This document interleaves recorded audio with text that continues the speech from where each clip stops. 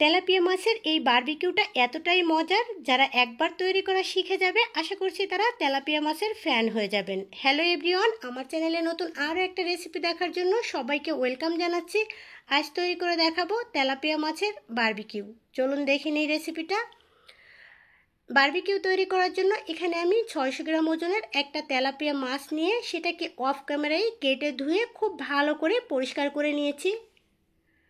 মাছের ভিতরে যাতে মশলা ঢুকে এর জন্য মাছের গাটাকে খুব ভালো করে কেটে দিব, একদম কাটা পর্যন্ত ডিপ ডিপ করে কেটে দিতে হবে।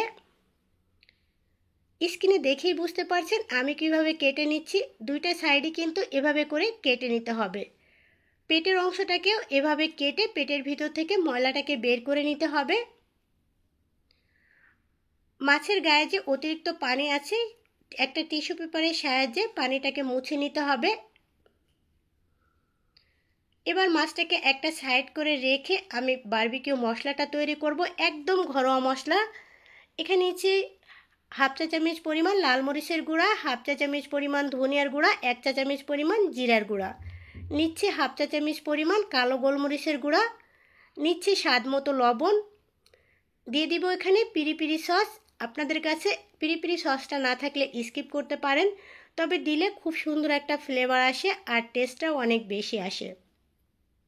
দিচ্ছি এখানে 1 চা চামচ পরিমাণ সয়া সস, 1 চা চামচ পরিমাণ টমেটো সস, 1.5 চা চামচ পরিমাণ বারবিকিউ সস। সাথে দিয়ে দিব এখানে 2 টেবিল চামচ পরিমাণ আদা রসুন বাটা। তেলাপিয়া মাছে যেহেতু এক্সট্রা একটা স্মেল থাকে তাই আদা রসুনের পরিমাণটা আমি একটু বেশি দিয়েছি। এবার দিয়ে দিব এখানে 1 চা চামচ পরিমাণ লেবুর রস। খুব বেশি লেবুর রস দেওয়া যাবে না, তাতে করে খেতে টক লাগবে।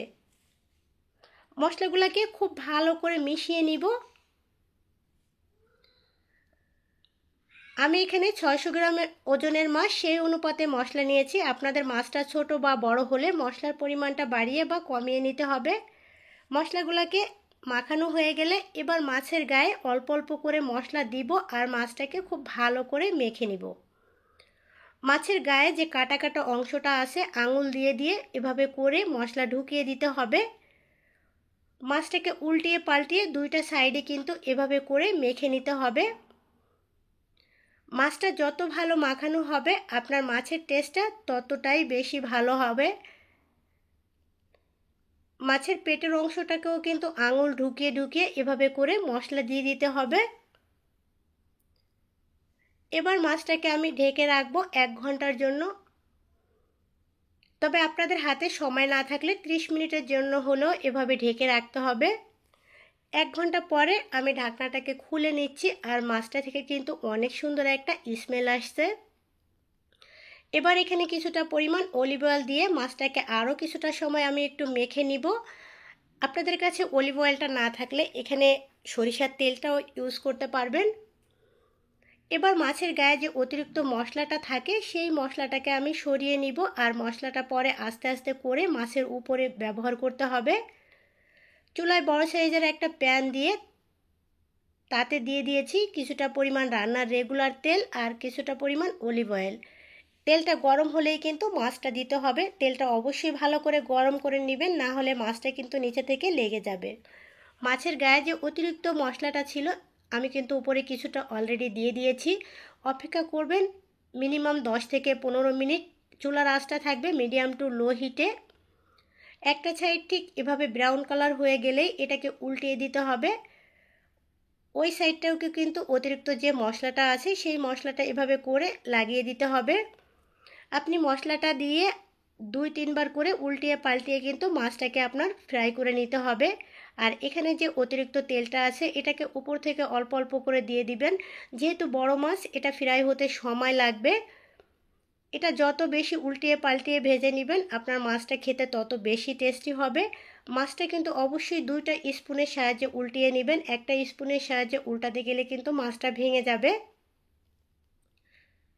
আর এরই মধ্যে কিন্তু দেখতেই পাচ্ছেন আমি কয়েকবার মাছ কিন্তু উল্টিয়ে পাল্টিয়ে নিয়েছি আর মাছটা অলরেডি আমার বারবিকিউ করা ডান। চুলায় বারবিকিউ করতে কিন্তু একদমই সহজ।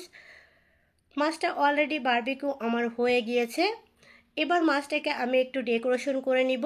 এখানে কিছু দিয়ে দিচ্ছি শসা, গাজর আর একটু লেবু দিয়ে আমি ডেকোরেশন করে নিচ্ছি, এতে করে দেখতে আরও বেশি ভালো লাগবে। আর শসা আর লেবু দিয়ে বারবিকিউ খেতে তো এমনিতেই অনেক বেশি ভালো লাগে। আজ এ পর্যন্তই।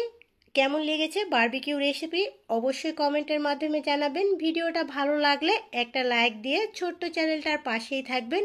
বিদায় নিচ্ছি, সবাই অনেক বেশি ভালো থাকবেন। আল্লাহ হাফেজ।